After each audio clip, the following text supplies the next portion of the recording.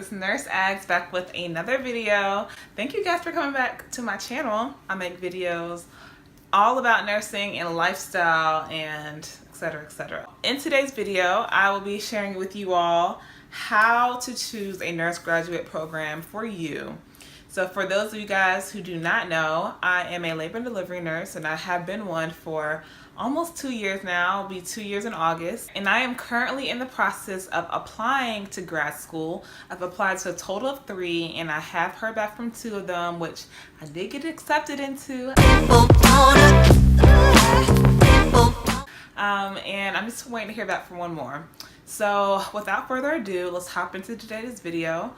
But first, if you guys like these type of videos and you enjoy this video, then please give it a thumbs up, subscribe to my channel, and also come find me on Instagram. It's the same name as my YouTube channel, NurseAggz, NurseAggz. And now let's go ahead and hop into today's video. So the very first thing you should consider when applying to grad school or considering grad school is the first time pass rate on the national board exam.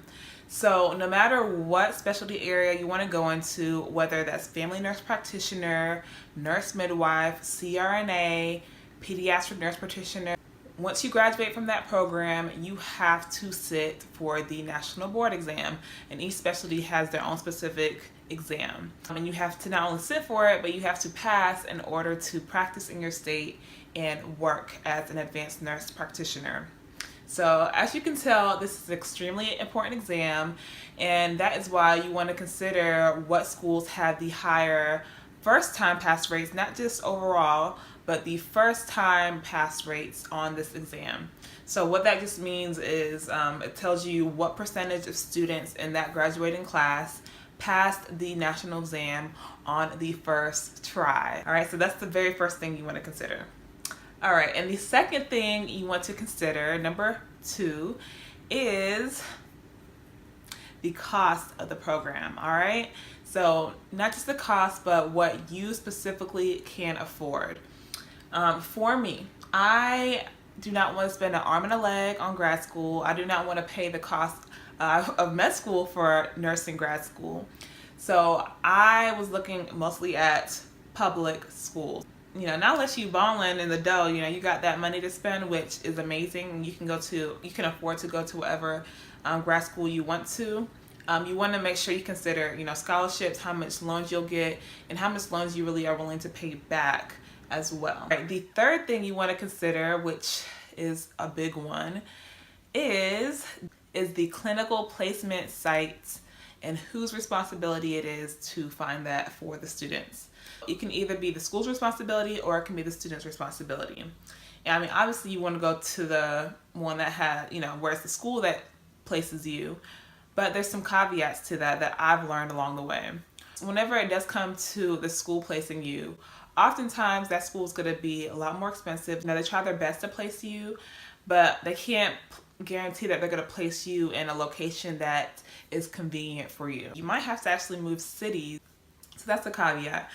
But it is a lot less stress. You know, you don't have to worry about networking and, you know, just all the hustle and bustle that goes into finding a preceptor.